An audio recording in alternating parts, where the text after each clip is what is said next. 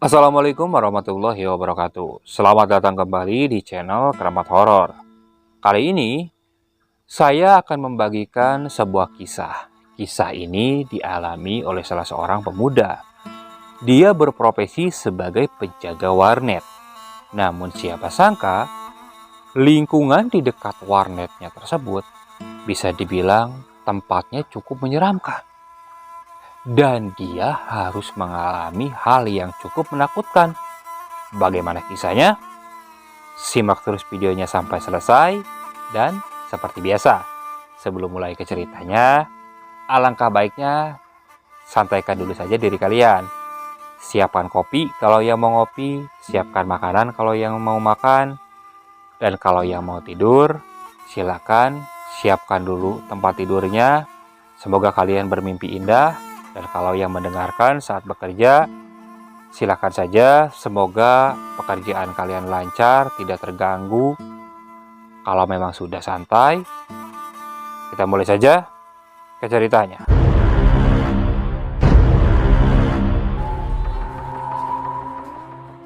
Peristiwa ini aku alami pada tahun 2009. Sebut saja nama saya Diki.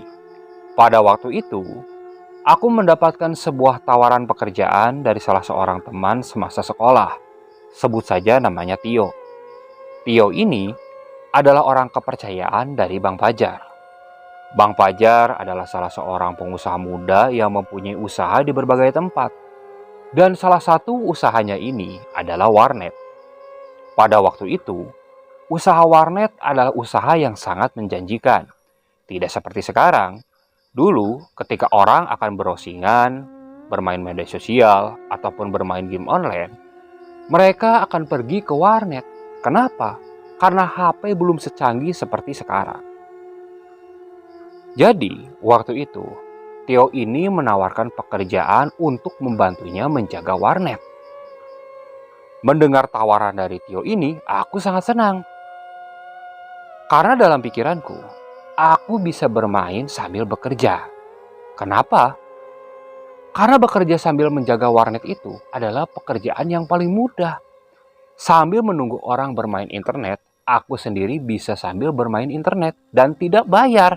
Malahan aku yang dibayar. Tanpa pikir panjang, aku langsung menerima tawaran dari Tio ini. Esok harinya, Tio datang menjemputku. Karena waktu itu aku memang tidak mempunyai motor.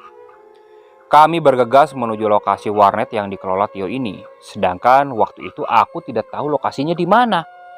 Dalam pikiranku, lokasi warnet yang dikelola oleh Tio ini pasti berada di pinggir jalan raya. Seperti pada umumnya, lokasi warnet itu pasti berdekatan dengan jalan raya.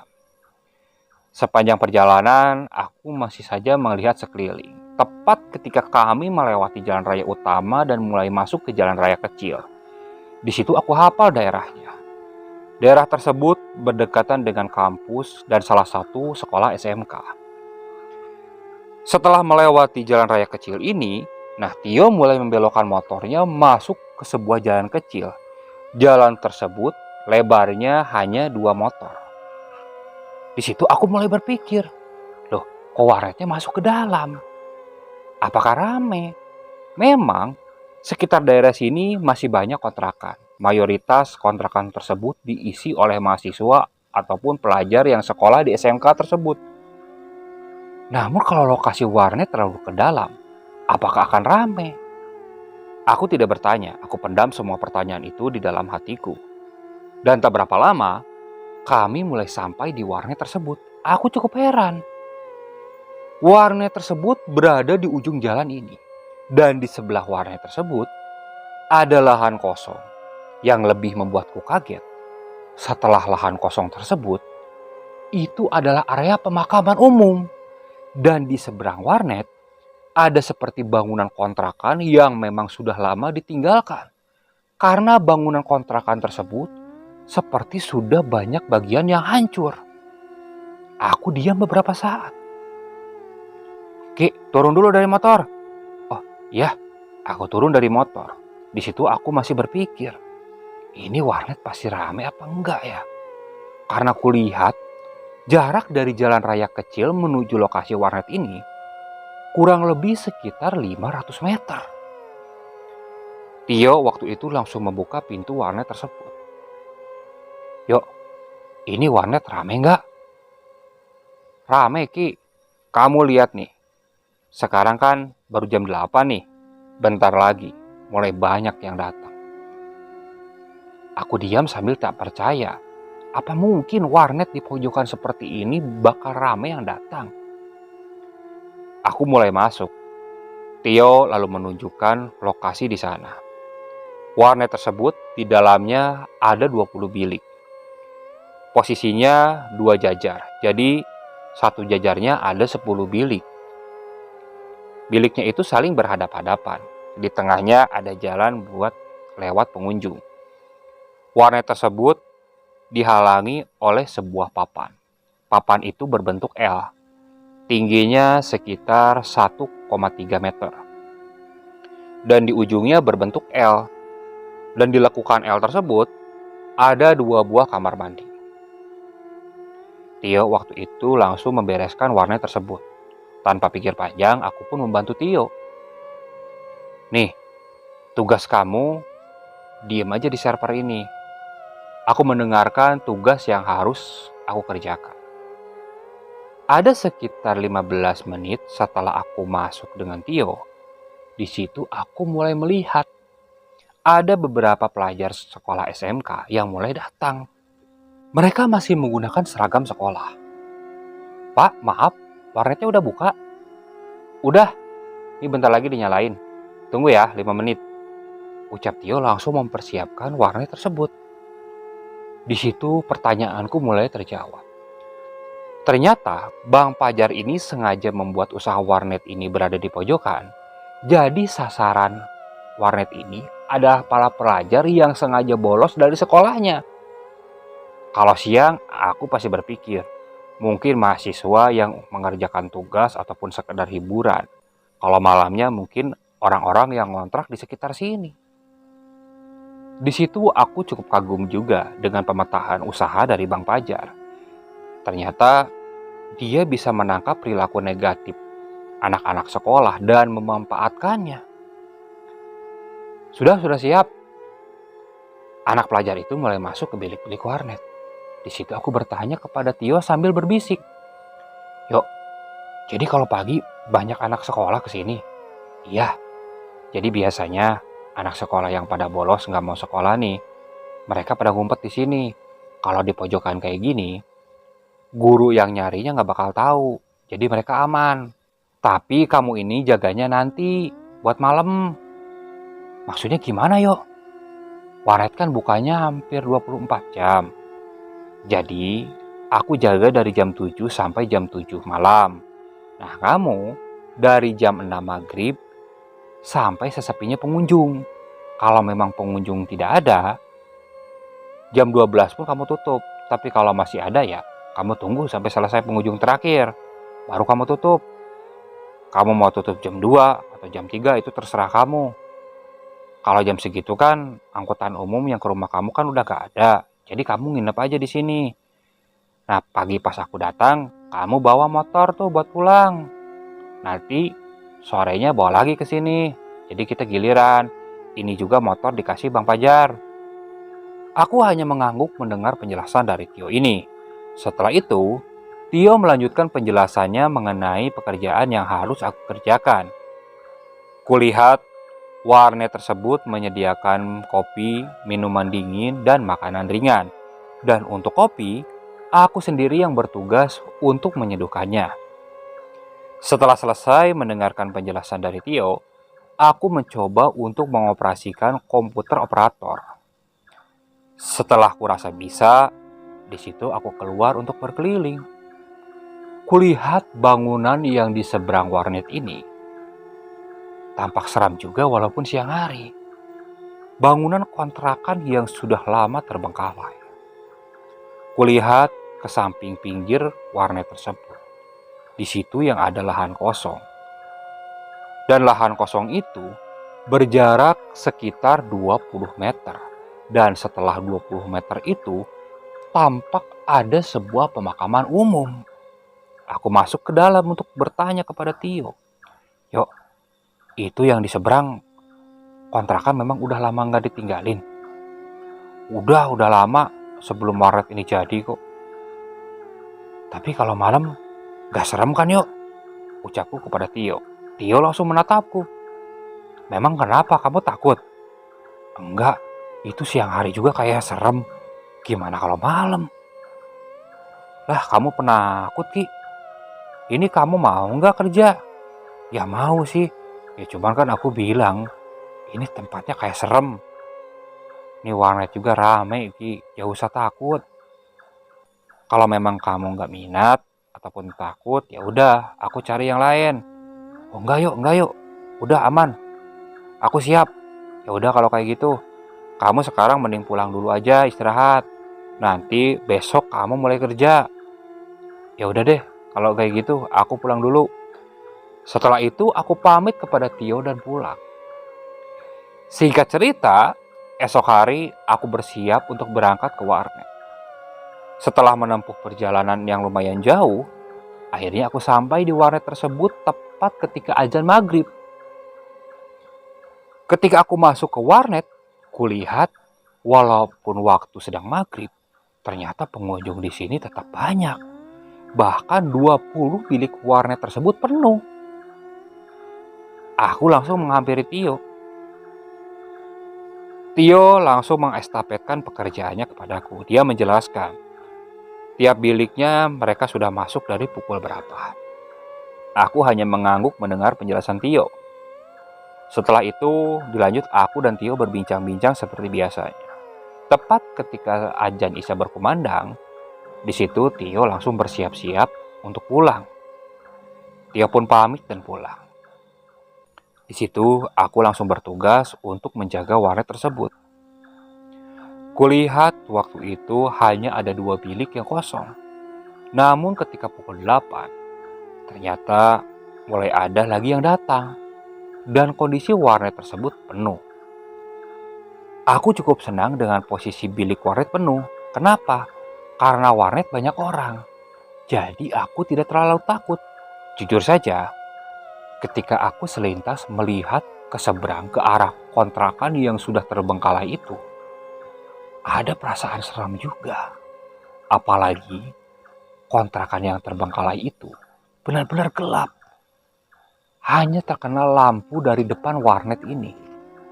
Untuk ke dalamnya, bahkan terlihat sangat menyeramkan. Aku yang sesekali keluar untuk menghisap udara segar, tampak bergidik melihat ke pinggir lahan kosong yang langsung mengarah ke area pemakaman. Sedangkan di seberang warnet adalah bangunan kosong. Aku masuk lagi ke dalam. Kebetulan di warnet ini membolehkan orang untuk merokok karena kami tidak menggunakan AC. Untuk pendingin ruangan, kami menggunakan kipas angin. Tak terasa sudah 2 bulan lebih aku bekerja di warnet ini. Dan selama itu juga, aku sudah mulai mengenal beberapa pelanggan yang rutin hampir setiap malam mereka datang.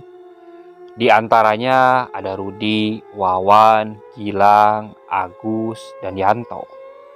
Mereka adalah mahasiswa yang kuliah di kampus yang jaraknya tidak terlalu jauh dari warnet ini. Mereka pun ngontrak berdekatan dengan warnet ini. Dan salah satu yang paling dekat denganku, dia namanya Yudi. Yudi ini adalah salah satu pemuda di desa tersebut. Dan dia juga dipercaya untuk menjaga salah satu kontrakan yang jaraknya tidak terlalu jauh dari warnet ini. Jadi hampir setiap malam dia datang untuk bermain warnet. Kalaupun tidak bermain warnet, dia datang untuk sekedar ngopi dan mengobrol denganku. Aku memang cepat akrab dengan Yudi ini, karena orangnya terbuka, mudah bergaul, dan humoris. Namun terkadang ada sifatnya yang membuatku jengkel. Pernah sekali dia menakut-nakutiku. Awalnya dia menceritakan hal yang cukup menakutkan. Malamnya ketika aku akan menutup warnet, dia malah menakut-nakutiku sambil menggunakan kain putih. Hampir saja aku timpuk pakai sepatu waktu itu, kalau saja dia tidak menunjukkan mukanya. Dan sifat itulah yang paling aku kesal. Hingga pada suatu malam, waktu itu aku sedang berjaga di komputer operator. Dan yang bermain di bilik warnet hanya ada 4 orang. 2 di antaranya aku kenal, yaitu Budi dan Wawan. Dan tak berapa lama, Yudi ini datang. Dia lalu memesan kopi. Setelah itu duduk di kursi yang berada di depan warnet. Karena aku merasa suntuk, aku keluar untuk mengobrol dengan Yudi ini. Awalnya obrolan kami biasa saja. Namun tiba-tiba si Yudi ini lalu bilang, "Ki, selama kamu nginep di warnet ini, kamu gak pernah ngalamin hal serem?" Sontak aku langsung menengok ke arah Yudi. "Enggak, paling juga gara-gara kamu yang waktu itu nakut-nakutinku." "Serius ini Ki? Beneran? Udahlah, jangan nyeritain hal-hal yang serem," ucapku langsung berbicara seperti itu. "Enggak, ya aku cuma ngingetin aja, hati-hati kalau malam di sini." "Alah, paling kamu mau nakut-nakutin lagi, udah gak bakal mempan," ucapku yang sedikit kesal. "Udah beneran Ki, kamu tahu gak kontrakan yang di seberang itu?" "Aku tahu itu kontrakan terbengkalai. Masalah sebabnya aku gak mau tahu. Pokoknya aku tutup kuping," ucapku langsung bangkit dan meninggalkan Yudi. "Ki, bentar Ki, sini Ki." Gak dengar aku," ucapku yang langsung duduk di meja komputer. Yudi lalu masuk ke dalam. "Beneran, kamu gak mau tahu?" "Gak." "Udah, ngopi aja kamu," ucapku yang sedikit kesal. Di situ Yudi langsung duduk. Karena aku tidak merespon pertanyaan dia. Karena aku tahu, kalau aku respon, dia pasti ujung-ujungnya akan menakut-nakutiku. Tak terasa, waktu sudah menunjukkan pukul 12:30 malam. Di bilik warnet hanya tersisa 2 orang, yaitu Budi dan Wawan. Sedangkan Yudi sudah pulang. 2 yang lainnya juga sudah pulang. Budi waktu itu bilang, Kang Diki, bentar ya, 1 jam lagi." "Iya, santai aja, mau nyampe pagi juga gak apa-apa." "Enggak ah, bentar lagi nih tugas masih belum selesai," ucap Budi. "Ya, lanjutin aja." Aku lalu bangkit dari tempat dudukku dan berjalan keluar. Di luar, aku nyalakan sebatang rokok sambil menghisap udara segar. Hawa malam itu benar-benar terasa dingin. Aku mulai duduk di bangku yang berada di depan warnet tersebut. Dan saat aku duduk, pandanganku langsung tertuju ke arah bangunan terbengkalai tersebut. Tepat ketika mataku melihat ke salah satu kamar yang benar-benar sudah hampir rusak, di situ aku melihat ada sesosok perempuan, namun tidak terlalu jelas. Hanya terlihat sekitar dari dada sampai kepala. Namun benar-benar gelap karena tak ada lampu. Kulihat rambutnya panjang. Sosok itu seakan menatap ke arahku. Aku terus saja melihat ke arah sosok perempuan itu. Takutnya memang aku salah lihat. Ataupun sebuah kayu yang memang terbentuk seperti perempuan. Lama-kelamaan, aku melihat bayangan itu mulai bergerak. Di situ aku mulai kaget. Itu kalau misalnya orang, ngapain malam-malam di situ? Seketika bulu kuduku langsung berdiri. Bergegas, aku langsung masuk ke dalam. Ketika aku masuk ke dalam, ternyata Budi dan Wawan ini sudah selesai mengerjakan tugasnya. "Kok cepat Bud? Tadi bilangnya 1 jam lagi." "Ah enggak Kang, gak tahu. Perasaan kayak gak enak. Ini mah pulang aja." "Beneran? Gak mau ngelanjut?" "Enggak." Setelah itu, Budi dan Wawan membayar uang dan mereka langsung pulang. Jujur saja, ketika Budi dan Wawan pulang ini, aku juga mulai merasakan perasaan yang tidak enak. Bergegas waktu itu, aku segera membersihkan warnet itu. Dan saat aku hendak menyapu kotoran dari warnet keluar, pintu warnet aku buka. Aku merasakan ada angin yang berhembus masuk ke dalam warnet. Namun anehnya, angin tersebut rasanya cukup panas. Angin itu hanya selintas. Dan setelah itu, aku merasakan angin luar yang biasa saja. Cukup dingin. Aku sempat diam beberapa saat. Loh, kok tadi anginnya cukup panas? Aku lanjutkan membersihkan lantai. Dan saat sudah selesai menyapu kotoran tersebut, dan aku hendak menutup pintu warnet, di situ aku mendengar seperti ada suara orang mandi di kamar mandi. Aku langsung diam. Dan tak berapa lama, tepat di arah kamar mandi, aku seperti mendengar suara, namun tidak terlalu jelas karena jaraknya lumayan jauh. Di situ aku sudah mulai merasakan ada sesuatu yang tidak beres. Aku berjalan mundur keluar dari warnet. Tepat ketika aku mundur itu, aku dikagetkan dengan Yudi yang memakai kain putih. Yang langsung bersuara seolah-olah dia hantu. Saat aku menengok, aku sempat kaget kan. Saking kagetnya, aku langsung pukul Yudi ini. Yudi langsung terjatuh waktu itu. Saat melihat itu Yudi, aku langsung marah-marah kan. Yud, ngapain sih kamu nakut-nakutin kayak gini? Udah tahu malam. Aduh, kok dipukul sih? Ya salah sendiri kamu nakut-nakutin. Maaf. Aduh, sorry. Beneran. Aku nggak tahu kalau kamu nyampe marah kayak gini. Ya jelas marah lah. Gak lucu tahu kayak gini. Ucapku yang marah-marah ke Yudi. Terus ngapain kamu tadi di kamar mandi? Kayak orang lagi mandi lagi. Itu kerjaan kamu kan? Pakai apaan itu? Bisa air kayak orang mandi kayak gitu. Yudi melongo mendengar ucapanku. Maksud kamu gimana, Ki?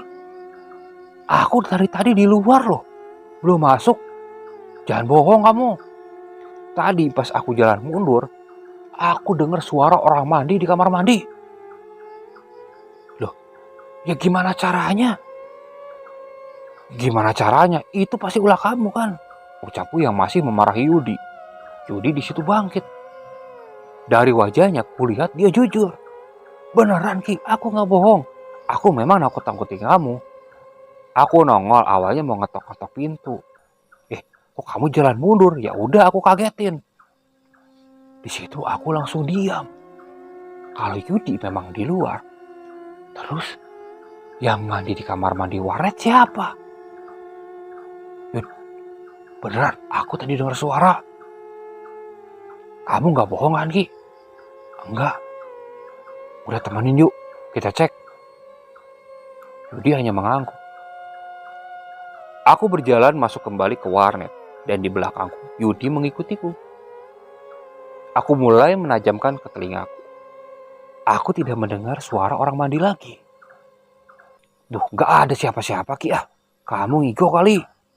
Enggak beneran. Yuk kita cek ah kamar mandi. Kami terus berjalan ke arah kamar mandi. Tepat ketika kami sampai di jalan yang letter L-nya, di situ aku mencium ada aroma bau gosong. Kok bau gosong? Wah, jangan-jangan kabel kebakar, Ki, ucap Yudi. Iya juga kan? Aku urunkan niatku untuk mengecek ke kamar mandi. Aku berlari ke arah warnet. Aku lihat ke sekeliling kabel-kabel yang berada di belakang komputer. Takutnya ada kabel yang konslet dan kebakar. Namun ketika aku ke arah warnet, aroma bau terbakar itu tidak tercium. Kami pun berjalan kembali ke arah kamar mandi sambil mengikuti aroma bau tersebut. Setelah aku ikuti sumber bau tersebut, ternyata bau itu berasal dari arah kamar mandi. Aku langsung diam. Yudi berada di sampingku. Aku menoleh ke arah Yudi. Yud, kamu cek ke arah kamar mandi. Enggak ah, ngapain? Kan kamu yang jaga warnet, ngapain aku harus ngecek? Buruan, kamu tadi habis nakut-nakutin gue.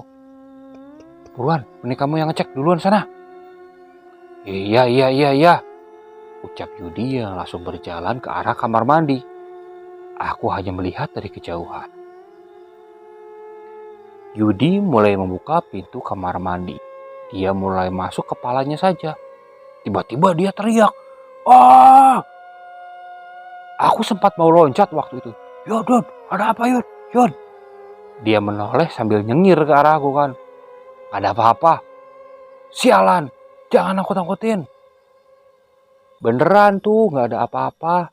Tangan Yudi mulai membuka pintu kamar mandi tersebut. Dan pandangannya menghadap ke arahku. Namun, yang kulihat di kamar mandi itu berbeda. Tepat di kamar mandi itu, aku melihat ada sesosok perempuan. Namun, perempuan itu benar-benar menyeramkan. Wajahnya hancur, melepuh, seperti tidak mempunyai kulit sama sekali. Sedangkan dari leher ke bawah, badannya gosong seperti terbakar. Aku yang melihat itu langsung terdiam. Yudi yang masih menatap arahku hanya melihatku heran. "Kenapa Ki? Gak usah nakut-nakutin." Sambil terus menatap.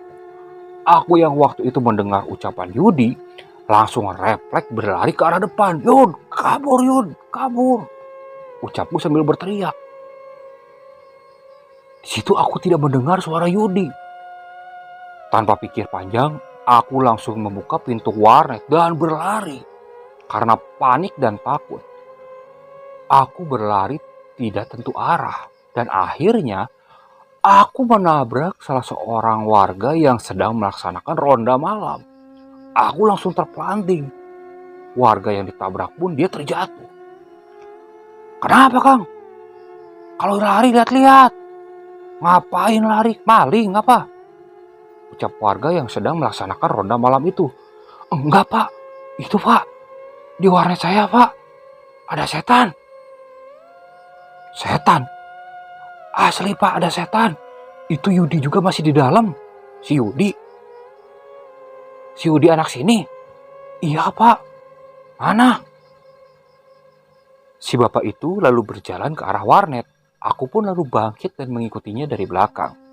Posisi pintu warnet itu masih terbuka. Tepat ketika aku melihat ke dalam, Yudi ini sudah berdiri di tengah warnet. Namun ada yang berbeda. Kepala Yudi ini tertunduk. Saat aku melihat Yudi, ada perasaan takut yang benar-benar besar waktu itu. Aku hanya diam saja di luar warnet. "Yud, ngapain kamu di situ, hei? Kesurupan kamu?" ucap salah satu warga di sana. Dia hanya diam saja.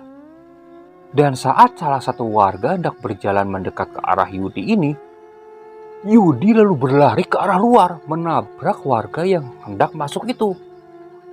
Dia tertawa terbahak-bahak. Aku sempat kaget mendengarnya. "Itu si Yudi kenapa, woi? Kejar, woi, kejar!" ucap warga di sana. Yudi ini berlari ke arah bangunan yang terbengkalai itu. Kami semua pun lalu mengejar Yudi.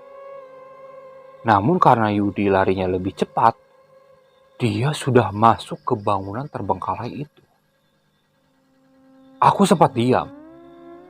Namun kulihat warga yang lain berlarian ke arah bangunan kosong tersebut.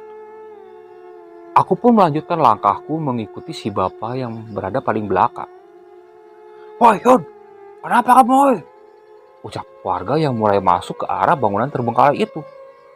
Dari luar aku bisa mendengar tawa Yudi yang cekakakan waktu itu.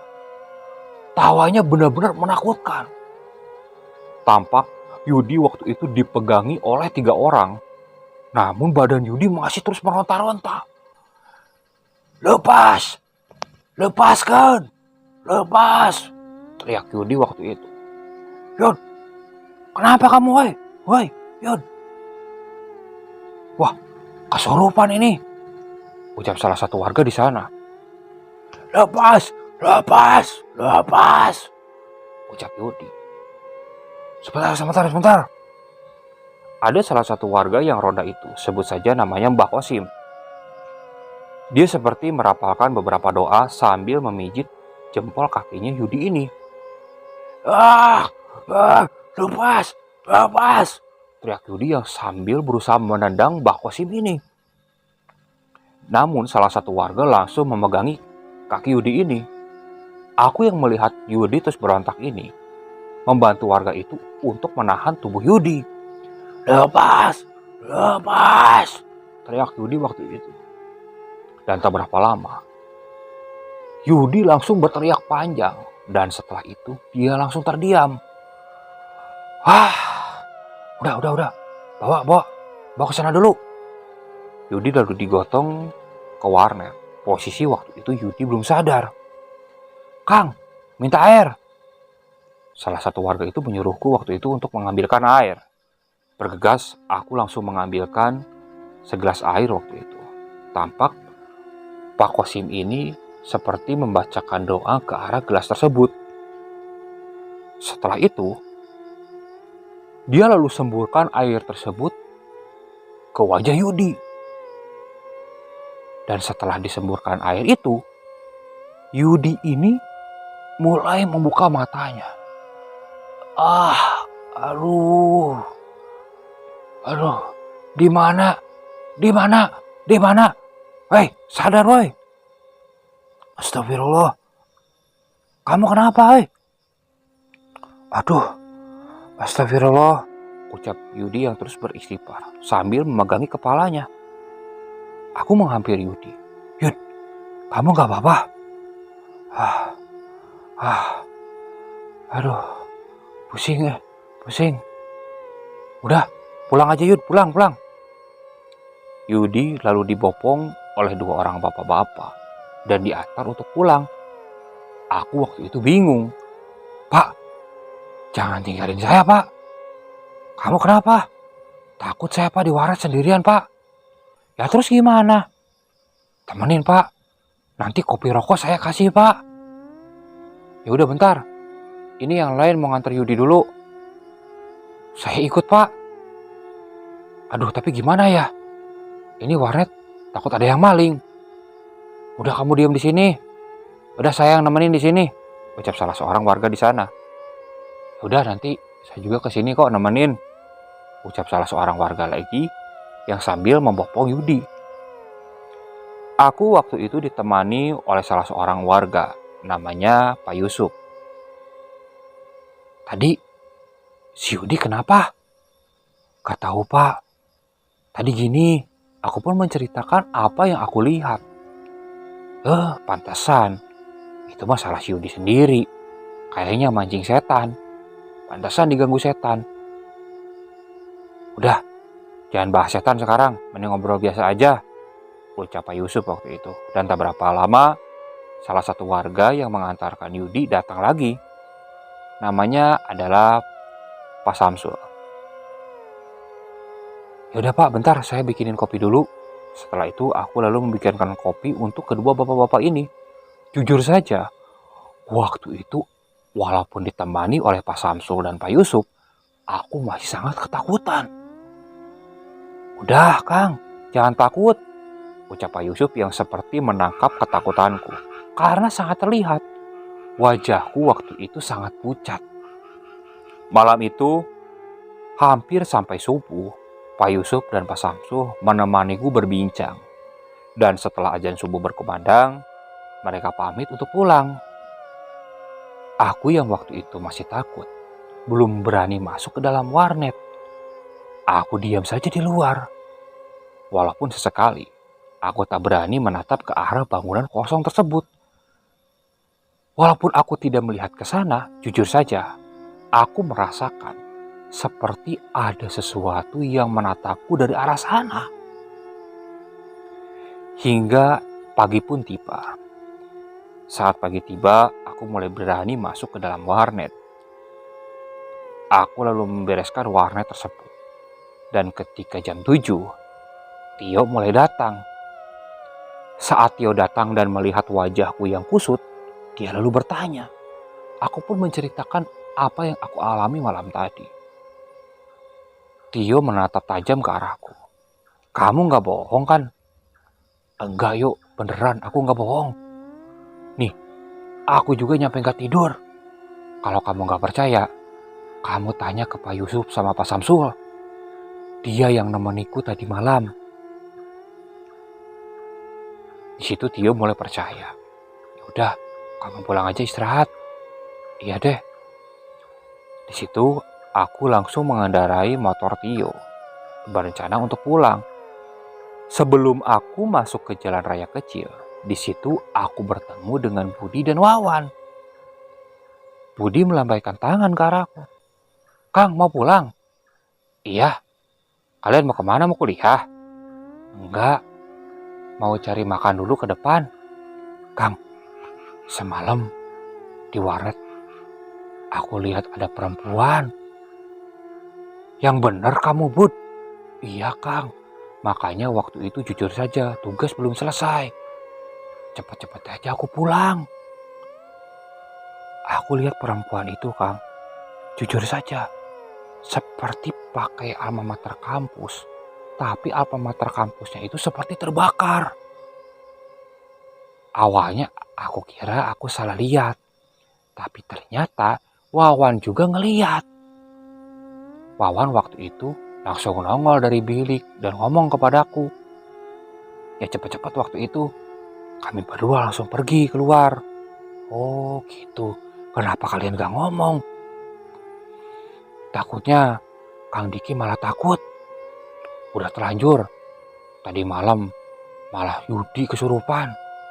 Wah yang bener Kang, beneran. Tapi jangan kapok main ke warnet ya, ucapku waktu itu. Setelah itu aku langsung bergegas pulang. Dan saat sampai ke rumah, entah kenapa, aku merasakan pundakku sangat berat waktu itu. Karena merasa sangat pegal dan kurang tidur. Tanpa mandi, aku langsung tidur waktu itu.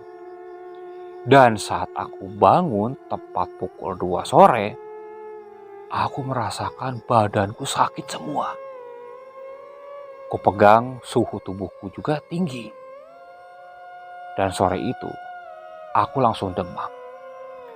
Aku mengabari kepada Tio bahwa aku sakit.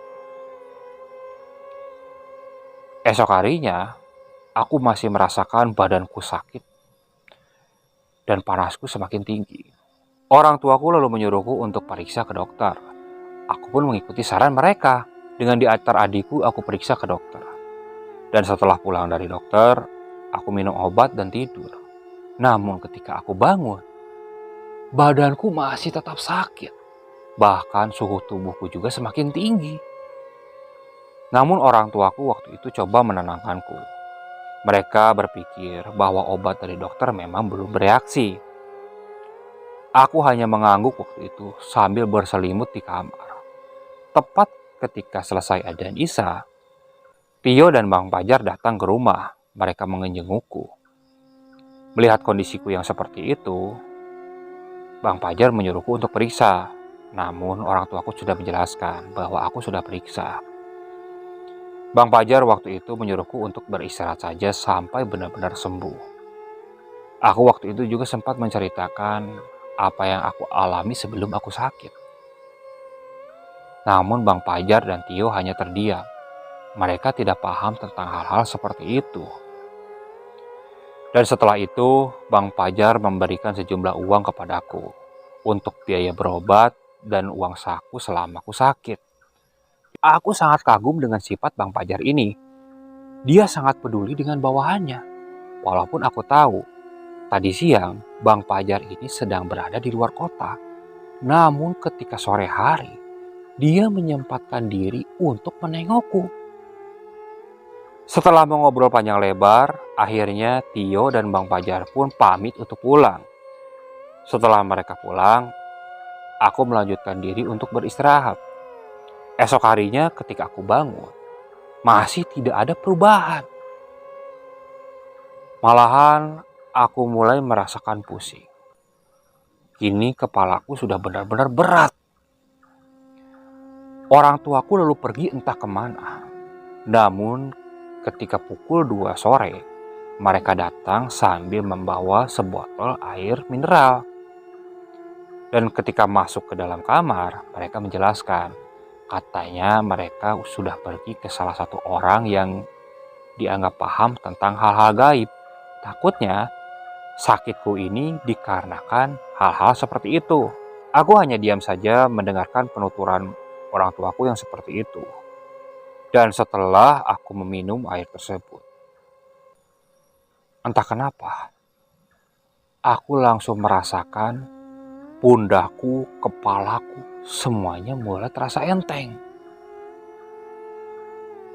Setelah itu aku lanjut beristirahat. Dan setelah bangun ketika pukul 5 sore, aku merasakan badanku seperti sehat. Suhu tubuhku juga sudah turun. Badanku tidak sakit. Setelah itu, aku menghampiri bapakku. Udah sembuh? Udah enakan, Pak? Ya udah sini duduk. Ucap bapakku yang langsung mengajakku duduk di teras rumah. Di situ bapak cerita. Jadi, ketika bapak bilang kepada orang pintar, katanya, aku ini ketempelan sesuatu. Di situ bapak bertanya, terakhir kali aku pergi kemana? Aku lalu menceritakan kejadian yang aku alami di warnet tersebut. Di situ bapak hanya mengangguk. Tak berapa lama dia bangkit dan menepak pundakku. Ya udah, kamu kalau kerja hati-hati. Jangan lupa baca doa. Bapak langsung masuk ke dalam. Aku pun mengikuti bapak dari belakangnya dan kembali ke kamar. Di situ aku sempat berpikir juga, apakah aku masih kuat untuk kerja di sana?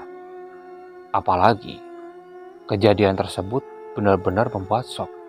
Bagaimana kalau pas aku sendirian? Aku sendirian di dalam warnet dan aku diteror setan tersebut. Bayangan itu terlintas terus di pikiran. Namun di situ aku coba tenangkan. Aku berencana akan meminta tolong kepada Bang Fajar supaya kalau pas jaga malam, aku dicarikan teman saja. Oke, sekian dulu untuk cerita kali ini dan masih akan dilanjut pada video selanjutnya. Insya Allah akan kami upload pada hari Sabtu. Tak lupa kami juga ucapkan terima kasih kepada para penonton yang masih terus setia mengikuti cerita dari channel Keramat Horor ini. Semoga kalian selalu diberikan kesehatan, dilancarkan segala urusannya, dan dipermudah jalan rezekinya. Tak lupa kami juga ucapkan maaf sebesar-besarnya apabila komentar kalian telat kami balas. Jangan kapok untuk tetap tinggalkan komentar. Oh iya, bagi kalian para penonton yang masih belum subscribe, alangkah baiknya kalian klik tombol subscribe-nya supaya kalian bisa terus mengikuti cerita dari channel Keramat Horor ini. Oke? Sekian, Assalamualaikum warahmatullahi wabarakatuh.